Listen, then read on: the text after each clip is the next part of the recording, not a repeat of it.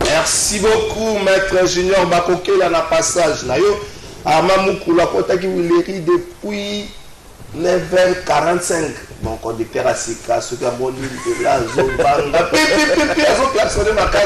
j'espère bien qu'Armamoukoula commis déjà. Merci beaucoup, Bande Kobozo, Ben, la moto nationale, mais tout la snell. Bon, c'est là, on attend juste Bongalito, Kepesanga document à CNSS, l'Association internationale de la sécurité sociale. Ils allaient féliciter DG et à CNSS. Voilà, Moka Charles Moudiaï Kazadi. Association ils allaient féliciter, Association internationale de la sécurité sociale. Document, voilà, merci beaucoup. Document, monsieur Charles Moudiaï, directeur, monsieur Charles Moudiaï Kazadi, directeur général de la Caisse nationale de la sécurité sociale, 95 boulevard du 30 juin, épargné Bilo Makambwana. Monsieur le directeur général, la Caisse nationale de sécurité sociale CNSS d'Arbi du Congo a toujours été non seulement un membre actif de l'Association internationale de la sécurité sociale, S en sigle, bien imprégné, bien imprégné des principes et valeurs de notre association, mais également un pionnier en matière d'innovation et d'excellence. Aussi voudrais-je vous exprimer ma satisfaction des échos qui me sont parvenus sur l'organisation de la CNSS, sur l'organisation par la CNSS des journées portes ouvertes au profit des assurés sociaux, ses partenaires et du large public. Ce genre d'initiative est apprécié par l'Est et en ce sens qu'il rapproche les administrations de sécurité sociale de leur mandat, raffermit les liens avec ces derniers, renforce leur adhésion et répand la culture de sécurité sociale parmi la population. Nous sommes également reconnaissants à la CNSS d'avoir donné la possibilité à notre bureau de liaison pour l'Afrique centrale de saisir l'occasion des journées portes ouvertes pour présenter aux visiteurs l'association et ses lignes directrices ainsi que le bureau de liaison, soulignant le rôle de ces derniers, ses activités et ses perspectives à cette initiative via nos réseaux de communication. En vous réditant mes remerciements à vous personnellement, au conseil d'administration de la CNSS et à l'officier de liaison de l'Est pour l'Afrique centrale, pour tout ce que vous faites pour l'Est et pour la promotion de la sécurité sociale dans le continent africain, je vous prie d'agréer, monsieur le directeur général, mes salutations distinguées, signé Marcelo Abiramia Castel, secrétaire général. Na beaucoup c'est ma boakeli ba fleur, la secrétaire, la directeur général, il y a Caisse nationale de sécurité sociale, au la CNSS. Na beaucoup c'est moi la Moka Charles Moubiaï Kazadi, na Mosala Makasi Azali Kosala, surtout dans la journée porte ouverte, où il y a outil Kosala, où ils permettent que la association internationale, la bureau de la Bango Afrique centrale, va couper sa matière. Nabandeko Bazala Kiwana. Avant d'avoir invité de continuer sur l'émission la biso, bon permettre à Naï, token de la régie, token ministre de la santé Bandeko, variole de singe et Zali, botala ma mesure, peut le lengue kanikoye babokone yango, token la ngamba régie. Parce que par exemple là, on a réussi, les Belges ont dit, voilà, nous on peut financer 230 000 doses. Vous voyez que nous, on vous dit, on a besoin de 2 500 000. Ces gens, ils hésitent parce que les vaccins, ils sont chez eux, ils se disent, quand la maladie va arriver chez nous, comme ça on se protège. Donc nous nous battons pour avoir accès à ces vaccins-là. Il y en a de deux sortes, tout simplement par rapport au fait qu'il y en a un qu'on peut donner chez les enfants et l'autre qu'on ne peut pas donner chez les enfants. Alors maintenant, combien de cas sont touchés à Kinshasa? Mais je l'ai dit tout à l'heure. J'ai dit qu'il y avait 10 cas à Kinshasa. 10 cas qui, le premier cas, c'est quelqu'un qui est venu de Maïndombe. Parce que là, Maïndombe, c'est un hotspot, si vous regardez. Maïndombe, c'est une zone où il y a beaucoup de cas. C'est la personne qui est venue de Maïndombe qui a d'abord contaminé son enfant, qui a contaminé sa femme, parce que je vous ai dit, c'est vraiment le contact direct. Et puis donc, on en a à peu près 10. Et les 10 sont sous contrôle. Enfin, 8 sont confirmés, 2 on attend de confirmer, on a prélevé, ça y ressemble, mais on attend que le laboratoire nous confirme qu'il ils sont effectivement touchés. Et donc, Dika Kinshasa, est-ce que les mêmes mesures sont les mêmes mesures que Covid? Oui et non. Oui, pour tout ce qui est hygiène, mais Covid, c'est une maladie à transmission respiratoire. C'est pour ça que c'était très dangereux. Et c'est pour ça la grosse différence. C'est pour ça que je dis, on ne s'inquiète pas.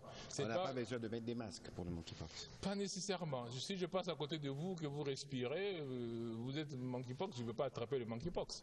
Par contre, si vous toussez dans ma figure, les grosses gouttelettes, je peux peut-être attraper.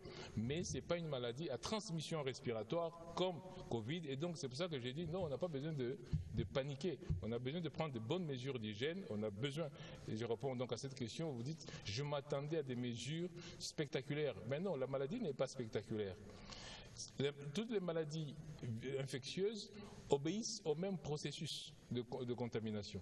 Vous entrez en contact avec la bactérie ou le virus, vous l'attrapez. Donc, première mesure, n'entrez pas en contact. Et pour cela, on vous dit, lavez-vous les mains si vous avez touché. On vous dit, ne prenez pas les habits.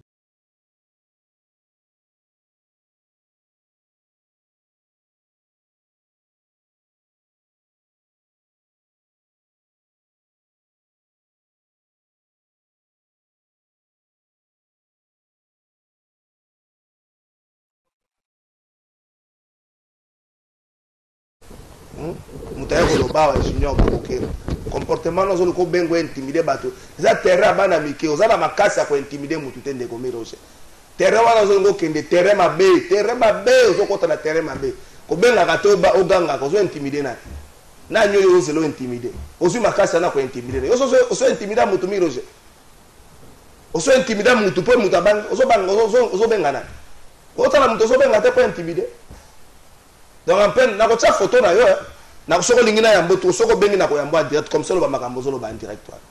Merci beaucoup. Ndeko Simon Lifete na pesi yo mbote. Mbote na ndeko Trésor Kalafai, merci pour l'invitation à CPL Makassi. Comme vous le savez, je suis un acteur politique. Je ne peux jamais commencer sans toutefois présenter ma civilité, na autorité morale dans un parti, le futur président de la République, donc la personne qui viendra juste après les chefs de l'État actuel, M. Félix Antoine Tshisekedi.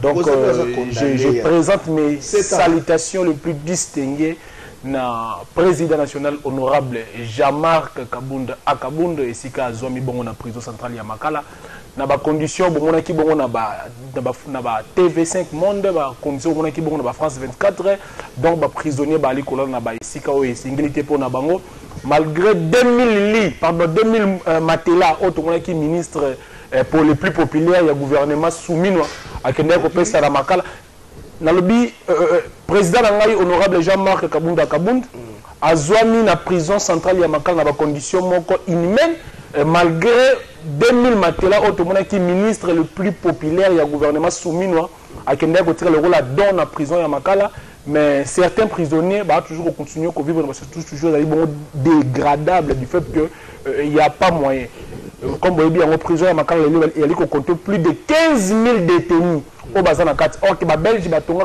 juste pour contenir maximum 1500 personnes donc allez-y comprendre et à part ça à travers le secrétaire général de notre parti politique M. Beli Mutono Chabou tout ça qui marche moko ya munene o marche on qui adhésion populaire ya ba congolais nyonso balembi pasi o bali ko déclarer Vichère pardon ba accompagner qui biso pour itinéraire zo qui to banda qui na quartier pour te chiter c'est que je suis allé d'évoluer to komela qui gouverneur ya ville Kinshasa M. Daniel Bumba abonné du forme conformément à l'idée ya mboka et tout cela qui peut na suite mo qui favorable c'est-à-dire le gouvernement provincial nous avait autorisé de marcher et la police était venue pour nous accompagner et tout le qui peut malamu sans jet de pierre sans injure to bandaki juste comme manifester pour l'opinion nationale et internationale comment notre leader to bukité so kiti na ngambu ya chango ska to tambolaki ba koyebi c'est na magasin moko te ba bukaki comme ba diprogrès ba sala kango d'habitude mais biso sala ki yangote mais à notre grande surprise malheureusement to comme à niveau ya échangeur pour que to soit direction comme vers notre siège national du parti police à Bangui ce qui dit tout, il y a qui pète en plein adhésion, bah tout bandé la rejoindre le mouvement Nabiso, bah 8 meetings de ce qui est qui na Oya, tout peut outa qui na ministère intérieur, ce peut na ministère nini, bah bandi ko tirer biso bah balle réel, gaz lacrymogène, gazé biso comme pas possible. Attaque tout M23 phare biso ça gazé boité. Donc c'était vraiment impossible pour nous jusqu'à ce que tu enregistres perdre sa vie humaine, perdre blessure, jusqu'à ce jour donc les années situation qui déplorer en haut. Comment est-ce comprendre moi et papa Étienne père te considéré comme modèle de la démocratie et c'est son fils qui est au pouvoir et sous son règne, sous son régime, tout banda ko vivre makambo la ya boye et c'est vraiment difficile. Il y a un peu ça qui se passe. Ils ont un peu biloko il y a qui donné tando ike ba konje ba likolanda ba baza quand même na bonne foi na bonne volonté ba mais un peu ko bannir ba antivaleur au sur le plan international ba to ba bundaka pour la défense des droits de l'homme ba s'impliquer dans dossier ainsi que pour promouvoir la démocratie na biso ndeko trésor maintenant un petit biscuit il y a beaucoup na brossé en potokota moi biscuit moi c'est plus important pour la population de manière générale nazali pe natif ya commune ya Maluku na fandi na commune ya Maluku ma mikolo ebele na tongo ya lelo bandeko baye komona ngai zali mouvement des associations de jeunes o ba evaka na commune wana ya Maluku baye komona ngai balobi na ngai bondeko lokola ozwa ka opportunité to chance ko leka na itando ike kende ko lobela biso situation ko to ali ko vivre na Maluku na commune ya Maluku na moto ali ko loba d'ailleurs j'interpelle le ministre du gouvernement soumis qui dans ses attributions à la tutelle la régie des eaux à comprendre que na commune ya Maluku bazo totaliser plus de 5 mois maï et zalakate je dis bien eau potable maï ya komela et zalakate ndeko trésor pourquoi maï zalakate auparavant maï zalaki nango normal et baneko bimana ba robinet la population vraiment baneko se procurer de l'eau et ça la société moko ezali ko evrer na zone économique spéciale de Maluku société wana bandeko sala ba travaux ba construction ba bâtiment na bango ba travaux ba construction ya ba chantier na bango ba kei ko toucher na ba tio ya régie des eaux o canaliser ka distribution ya mai pour que ne beaucoup plus dans quartier Monaco ba kati ba tio et ça li que mai ezo comme elle sous ba population ya Maluku surtout beaucoup plus au bas na kati quartier Monaco mai ezo comme la bango te na minute oyo batu ya Maluku bali ko souffrir ba sali recours na fleuve Congo so mai ya fleuve Congo et ali bon ko exposer bon na ba épidémie on bien ministre national ya santé aza ko déplorer ba épidémie et on ne sait pas ce qui les a connaît un mécanisme ni ba voini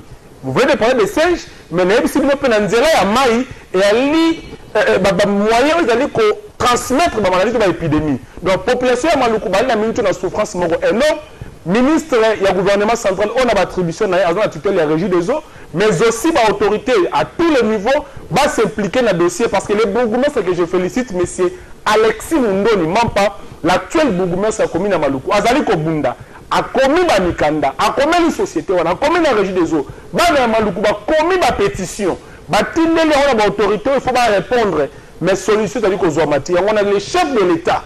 Là où vous êtes, on voit que tant comment on va se développer. Il y a une édition population à cause se développer jamais ceux qui ont courant na mai. Population à cause se développer jamais ceux qui ont nzela à zangina bleu permettre le développement na. Il y a un ba kondi mboka ba s'impliquer ba rétablir ba na Maluku na ba droit na bango constitutionnel aux garanties na biko ya mboka. Merci beaucoup Armand Mukula lobaki na biso depuis 9h40. Nazo kota dans 5 minutes. Mais sur le 10h27, na habité sur kata nuka na 3e minute to ndenge nini. Na habité sur inzela, mamu kuna chauffeur asika. Alingi pe ko chauffeur, kaza chauffeur asika yemo ka simba wana. Oki ko engager soki mi Roger, engager mi Roger, akomi le chauffeur na yo.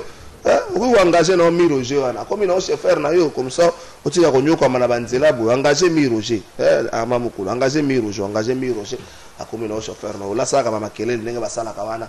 Comment ça va audio 50 minutes ou 15 minutes dans le groupe engagé mi Roger na kotindela yo numéro na yo benga yo engagé comme chauffeur na yo la saka ba makelele na ba groupe wana bazaka makelele na ba groupe engagé comme chauffeur na yo est-ce que tu as eu côté la gouverneur coup de poing phase expérimentale commune ya Gombe na soutien ton appui ya génie militaire de Simon Lifeta ezaki lancé mokola lobby un petit mois avant to lancer avant to ke na régie gouverneur au moins l'ego est là, la volonté est là, et c'est que quelque part, la population peut accompagner ma canissou, on a pour tout le monde un résultat. Parce que le résultat, c'est qu'il y a un gouverneur qui reste à la population mobile.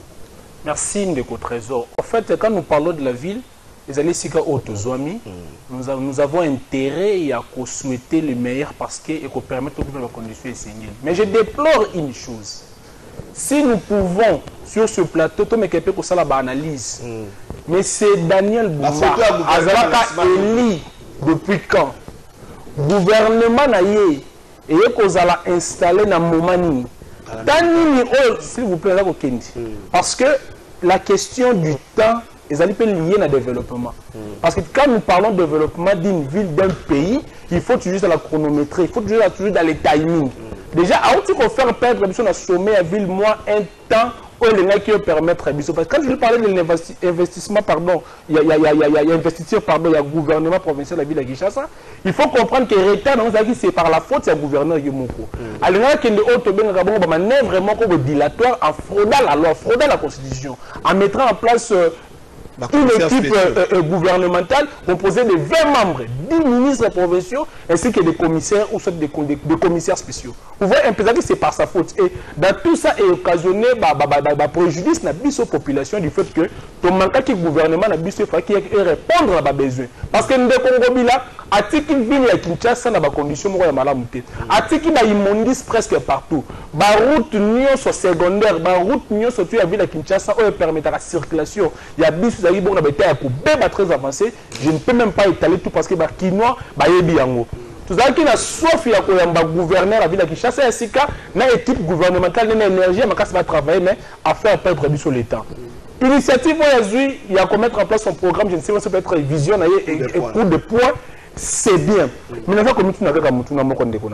presque tous les gouverneurs au Bayaka ville de Kinshasa, combien de pilotes dans la Kagum? C'est quoi les gens? Non! Non! Quand vous voulez faire quelque chose en termes de projet, il faut d'abord faire une étude préalable sur la statistique. La ville de Kinshasa compte 24 provinces. Communes. Et peut-être, pardon, la ville de Kinshasa compte 24 communes. Et parmi les 24 communes, je peux même dire que commune il y a Gombe va mieux, pour ne pas dire plus mieux, va au moins mieux. Parce que nous avons des communes telles que commune il y a Kiseso, commune il y a Maluku, commune il y a Kimbateke, commune il y a Nsele. En termes de statistiques, la commune la plus basse, par exemple, la Soukamakas, je peux même prendre le risque sur la commune de Maluku, toute la commune de la Kiseso, tout Makala. Par rapport à Bosoto. Ce qui na Maluku Banzela Ezate, Bosoto, Bakaniko. Le coup de pose pour la Bosoto, Maluku, ça Bosoto. Ezali à Makasi, ça c'est Bela Maluku. Non, nous parlons des milieux où les gens vivent, tels que le Monaco, salité c'est à Makasi. Et à l'île politique, nous avons approprié, où est-ce qu'il évacuer les déchets, parce qu'il faut comprendre que moi, dans Maluku, ils ont un bateau, ils ont accosté presque du jour au lendemain, et à l'île de la Pérose, ils ont voyagé, ils ont déposé, je vous dis, ils ont une politique, même que ce soit au niveau de la ville, que ce soit au niveau de la commune, on va mettre en place comment évacuer les immondices. Je vous dis, malheureusement, parmi la commune, on va belge, normes urbanistiques.